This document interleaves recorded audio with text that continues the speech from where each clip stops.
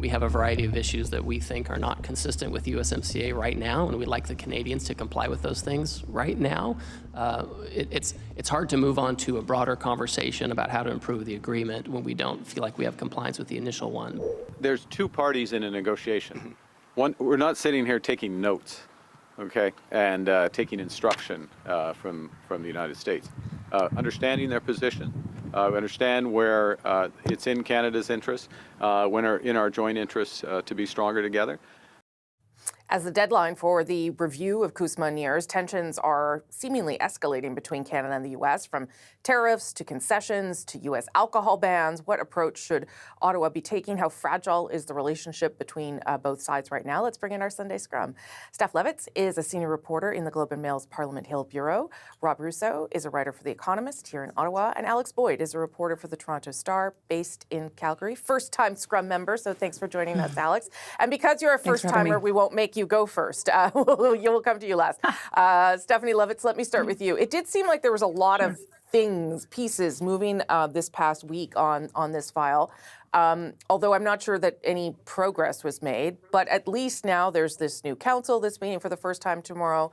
And I think we have a sense, maybe a little bit of a sense of where things are at. What do you think about where we are?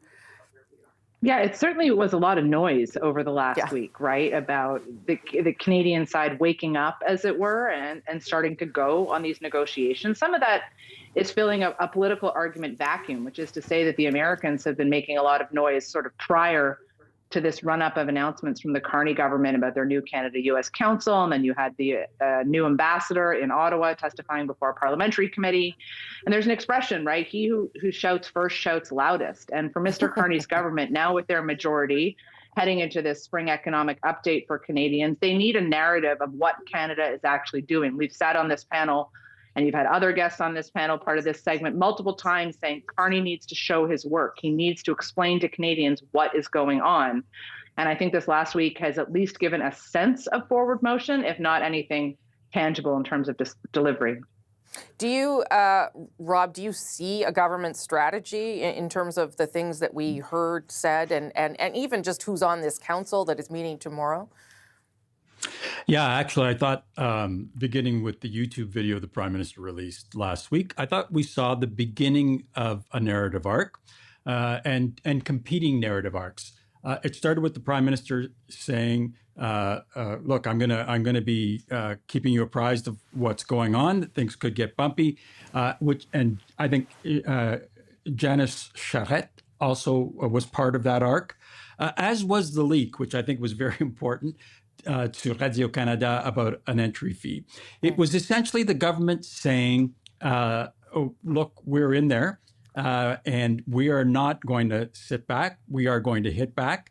It's interesting to hear Jamieson Greer saying that Canada's not complying with the agreement made in 2018. And it was, I think, the thrust of the Prime Minister's argument that, hey, you guys called this agreement in 2018 the best agreement ever. You negotiated it, President Trump, and you are violating it with tariffs. That was the Canadian arc.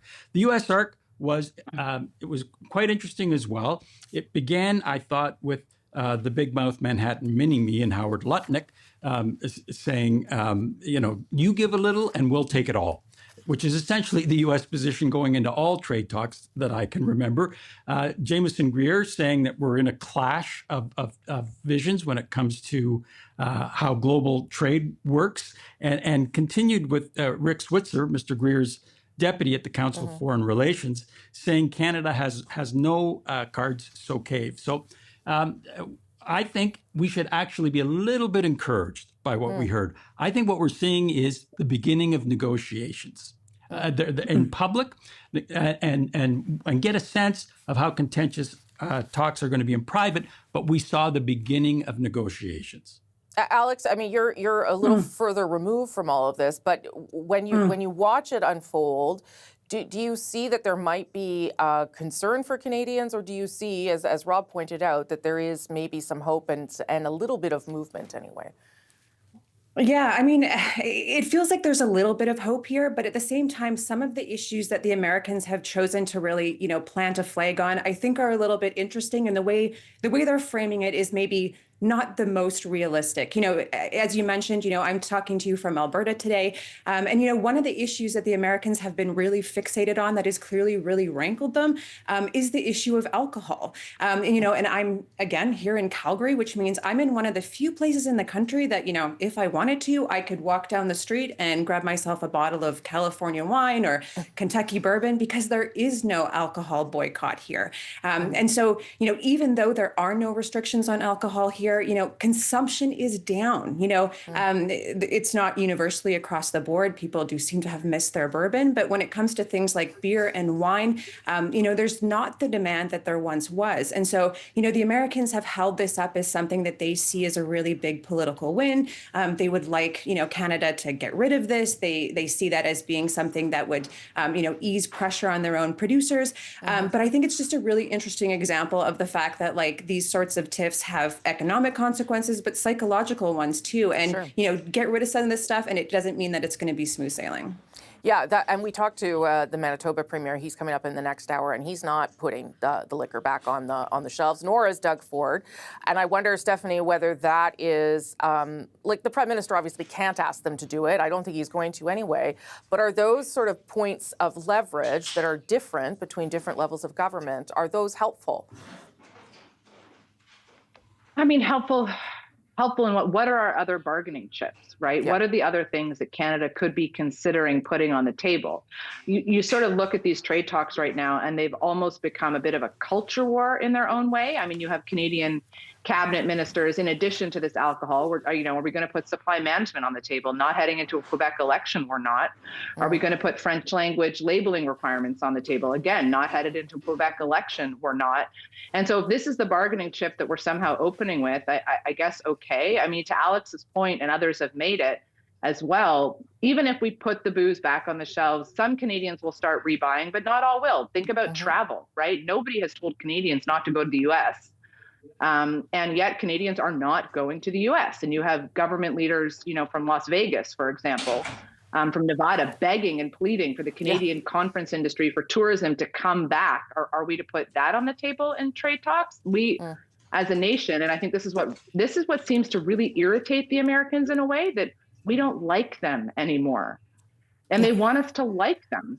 And I do think it becomes personal. It's a personal, cultural, political war, because I was struck, when the American ambassador, Canada's new ambassador to DC, Mark Wiseman, was in front of the House earlier this week in a committee, and he talked about the warm reception he gets in America, right? That he has found people open and they're willing to meet with him and willing to talk to him. And so it gives a sense that there is this high level bluster that is going on, this I don't like you, sticks and stones may break my bones stuff.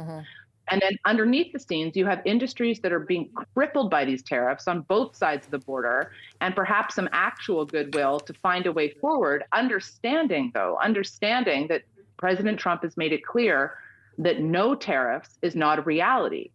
So if you're talking about the Section 232 tariffs, that's one thing. But what about the 85% of goods covered by the USMCA right now that are tariff-free? I wonder if those are the ones we need to be worrying about. I only have about 30 seconds, Rob. Over to you. Canadians are a gentle people, but once roused, they'll pull the sweater over your head and bat you about the ears with abandon. And I think that's what's happening now. Woe betide any premier, it seems, outside of Alberta, who would advocate putting booze on the shelf. I think it would be a political loser. Mark Carney just won again in Terrebonne.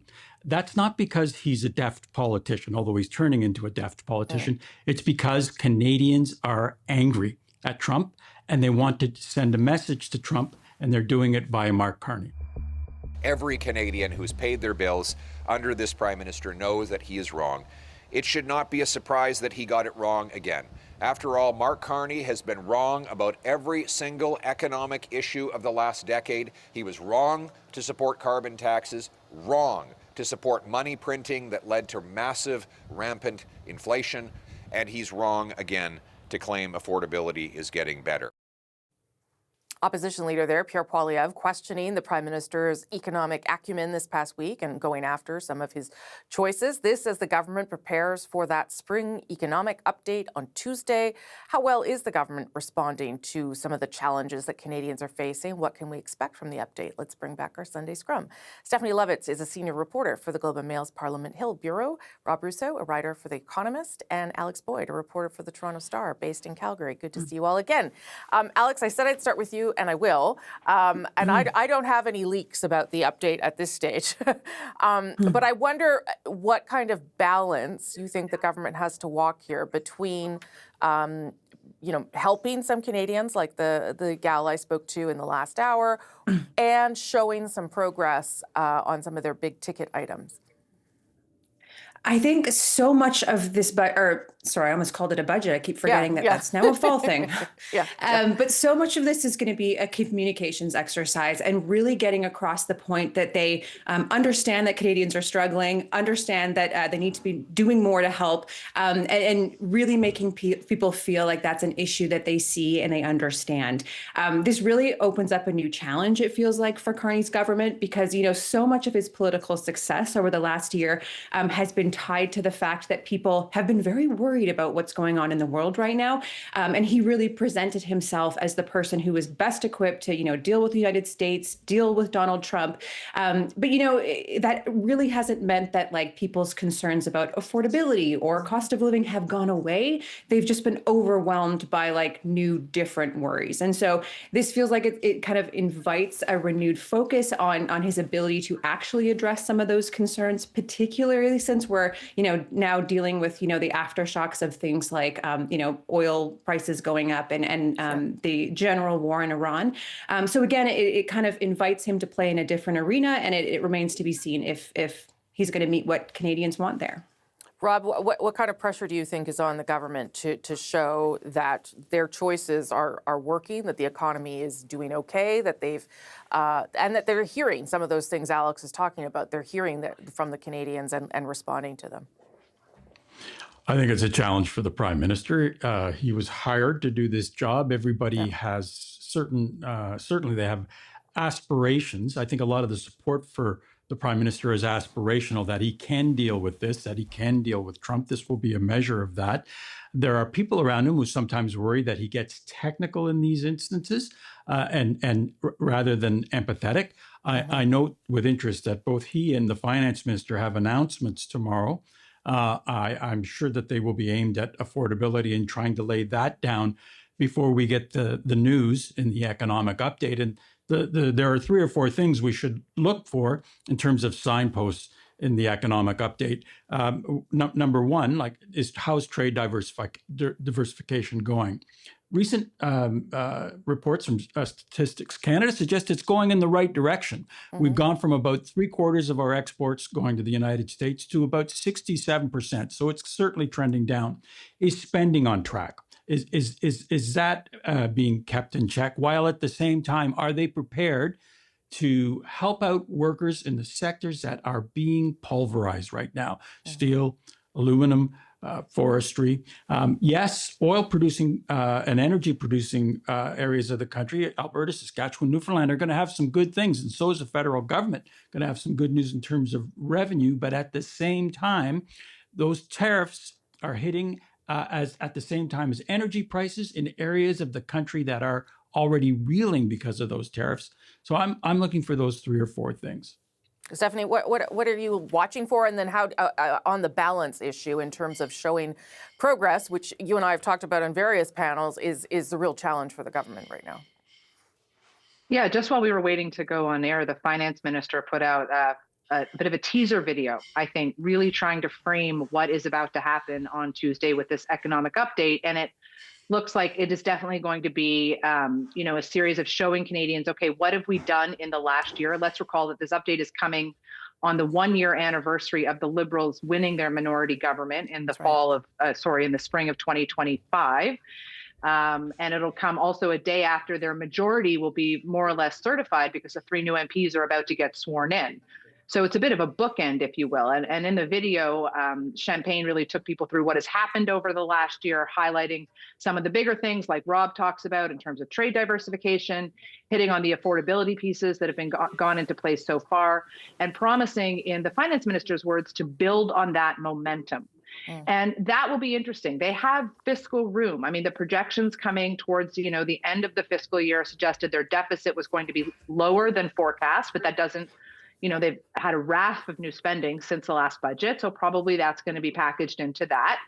And to Rob's point, this issue of support for the workers most affected by these tariffs, the government is in a bit of a tricky position here, because much like when they decided to cut the gas tax, they acknowledge that puts budgetary pressure on the government. It's more government spending. And how long, as Conservative leader Pierre Poilievre pointed out recently when asked, would he support another round of bailouts, for lack of a better word, for these affected sectors? And he hedged, because he said, can you build an economy on a bailout economy? And I do think that a pressure facing the government is trying to convince workers in some of these affected sectors that these new major projects, these new initiatives, this new trade diversification will create new jobs down the line, potentially. Yeah. But that's down the line, and people are worried right now. Yeah, I wonder, Alex, I'll go back to you. If the deficit is a smaller number, and certainly there are indications that that's what we should expect, and it might be because of, cuts to government, it might be because of increased revenue, to Rob's point. But, that's just like something we are talking about in Ottawa. But, Canadians also need to know that if there's a deficit, that it's because the government is making choices that ultimately make their lives easier. And I don't know how much of that conversation is happening, around people's dinner tables. Yeah, I think that's a tough thing to get across. I think one of the challenges always with these things is like how the economy is doing or how the budget is doing is always a slightly different problem than how people experience that budget or how they experience how the economy is doing. And so, really, I think the conversation that, people who are maybe not as politically engaged are having is around affordability. And so that, I think, is how they're going to be, framing this and seeing what's in it for them, what sort of, a relief is coming down the pipeline. It also opens up an interesting opportunity for Poilievre, of course, because, he's fairly clumsily, tried to take aim at some of Carney's economic bona fides this week, whether that's a good idea, trying to go toe-to-toe with a guy who, has run not one, but two G7 central banks. But he really does seem to be trying to kind of steer the conversation around back to affordability. And of course, that's an area he's historically been very strong on. He's been better, for whatever reason, at speaking to some of these economic anxieties. So it's also going to be interesting to see whether he's able to kind of be part of that conversation as well. Yeah, maybe Steph, I'll go to you on that. We are expecting, there's a press conference by Pierre Poilievre later today. We're expecting his sort of letter of demands out from the government later today. I also wonder if he's going after Mr. Carney's credentials to sort of set it up, right? To sort of say, if this guy can't get it done, it like almost manage the expectations in some way for Mr. Carney. But give me a sense of how you think they are responding to this. Yeah, it's interesting. I mean, if Mr. Poilievre's premise is, as you suggest, Rosie, to say that, well, if this guy can't get it done, does that suppose then that people will look to Mr. Poilievre as the person who can get it done? I'm not convinced necessarily, because wasn't that the centerpiece of the last election, right? Who can get this done? And polls continue to suggest that Canadians, by and large, support Mr. Carney. But to Alex's smart point there, as the Conservatives sort of try and find new footing as now the real official opposition, which is to say we're in a majority scenario, there probably won't be an election. Anyway, there won't be a snap election at any rate in the same context as a minority government falling, of trying to figure out now what does it mean to be opposition. And it's a lot easier to oppose when you constantly, you also have to flip that with propose. Yeah. So Mr. Poilievre, his letter of demands, maybe there'll be some new things in there, but I anticipate it'll be similar to the arguments he's made all along with regards to things like industrial carbon pricing. He wants the government to lift the gas tax ad infinitum, to change environmental regulations, get things built faster. These are all things that Conservatives have advocated for quite some time. As of late, I've also noticed that the Liberals have been challenging the Conservatives to say, you want us to cut government spending, then give us a better list and we'll talk about it. So perhaps we'll start seeing a bit more of that from the Poilievre Conservatives. I'm out of time, Rob. You'll forgive me, and you'll come back, I hope, even though I Prevented you from talking a second time. Steph Levitz, Rob Russo, I have nowhere Alex else to Boyd. go, Rosemary. I'll be here. There you go. Thank you all. Alex Boyd, thanks for joining us for the first time. Have a good Sunday, you guys.